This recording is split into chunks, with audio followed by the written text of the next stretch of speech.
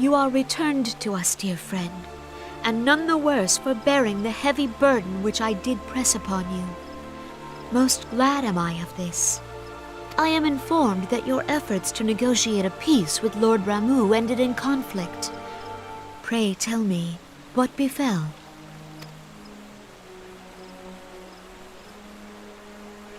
Ramu made trial of you? I fear there is truth to his claim. It is the darkness within us that attracts the darkness without.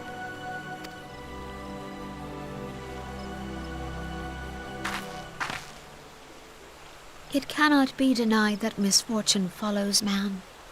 For evidence, one need only look to the conflict brewing in Cartano, or to the rising flood of refugees.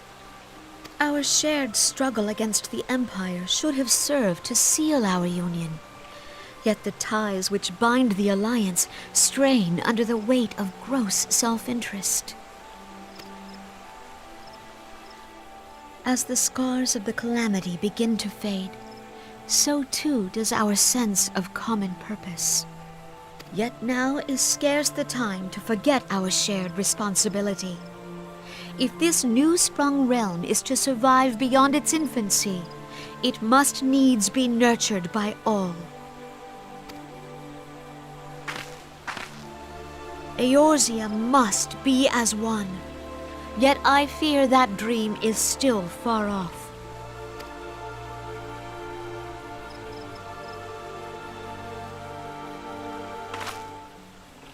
On behalf of the people of Gridania and the elementals both, I thank you for all that you and your fellow scions have done.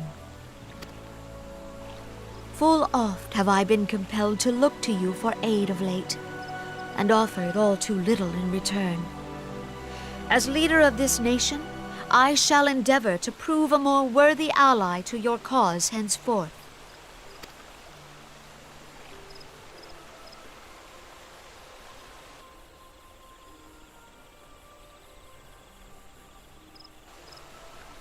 Lord Ramu has departed, yet the keening of this ill wind grows no less insistent.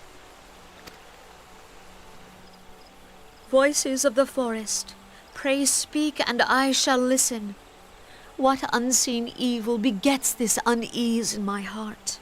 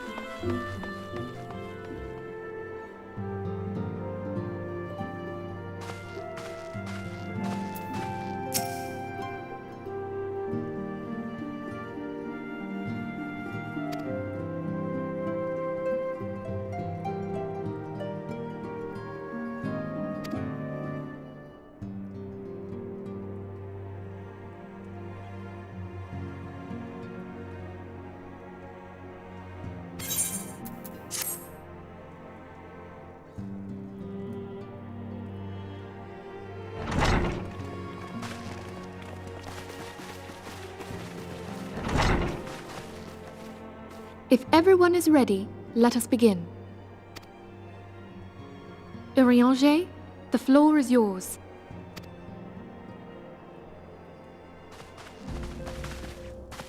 As all here assembled now know, in its final hours as our Order's headquarters, the Waking Sands did play host to a most unexpected visitor. I speak of the Ascian clad in white, Elidibus.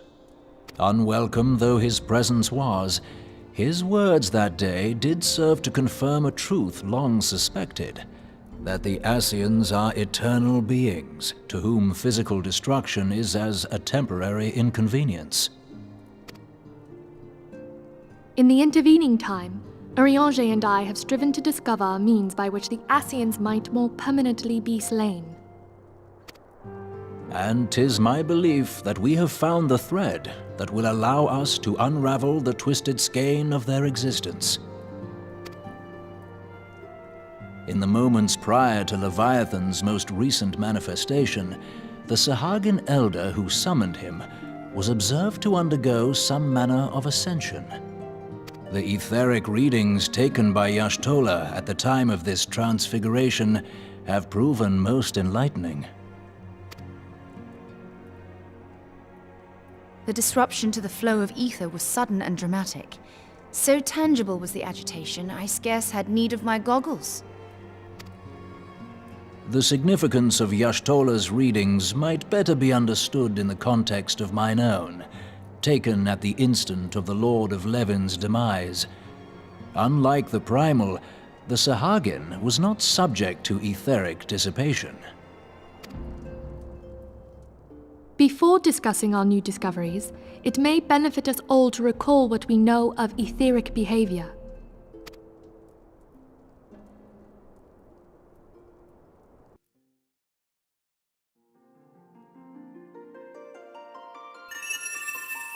Let us begin at what some might call the end. When we who dwell in the material realm die, our spirits dissolve into the flow of ether and are returned to the ethereal realm. In turn, the restless energy which suffuses that plane streams back into our world, giving rise to new life. 'Tis as the heavens did decree, the way of all mortal souls. Twixt this world and the next do the ethereal currents swirl, bearing the very essence of life. Thus doth the cycle of birth, death, and rebirth continue unabated. Primals behave somewhat differently. In order to manifest and then maintain a physical presence in this realm, they must consume vast quantities of ether, most often in the form of crystals. Though they may seem to live, their flesh is but ether given shape.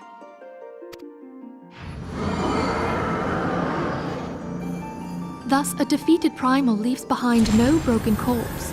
Rather, the essence of its form seeps back into the land whence it came, and the energy of its shattered spirit is called back to the ethereal realm. And there it waiteth, till next the prayers of the faithful do draw it forth from the sea of ether, to take their offering of crystals and make for itself a new body.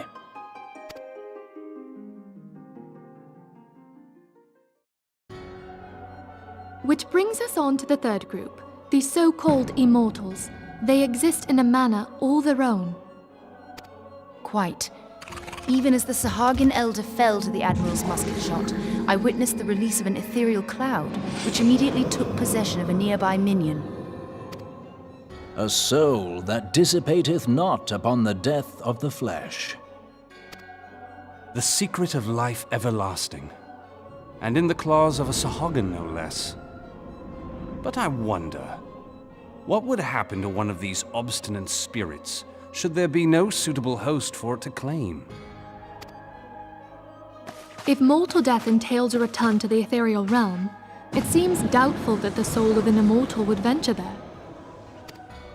Nay, it merely withdraweth the distance, unto the shore of the ethereal sea, perchance, but no further. Yes, it exists in neither this realm nor the next, abiding instead in the space that lies between them. The Ascians took control of Thancred by means of a crystal of darkness, an artifact which, if our theories are correct, serves as a gateway to the place I have just described. I was hoping people had forgotten about that. I am sorry, my friend. For a mercy, the weary road of our research hath brought us unto an answer. The Sahagin ascended to an immortal state, but he did not possess a crystal of darkness through which to flee this realm. Thus was he consumed by Leviathan. If we could entrap the spirits of defeated Ascians in like manner, and thereby deny them resurrection...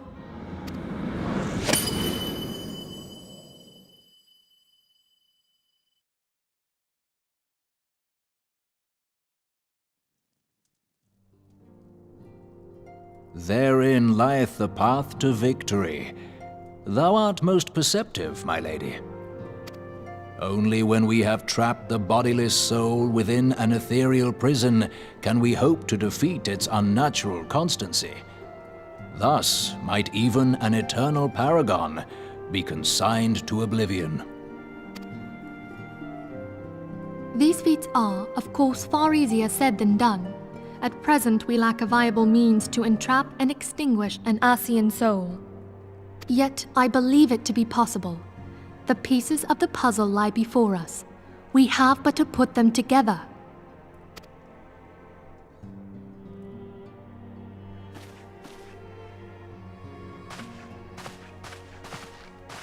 I will depart at once to convene with the sages of Sharlayan. Together shall we divine the steps by which our goals may be achieved.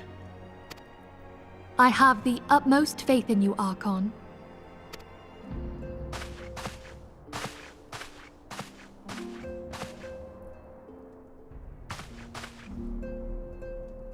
Beg pardon, antecedent, but I would raise one final matter. Even now, a Sharlayan survey party seeketh to ascertain the fate of the students of Baldessian. Their findings shall soon be known to us.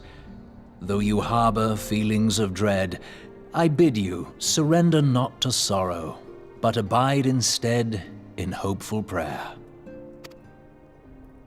I shall, Archon. Thank you.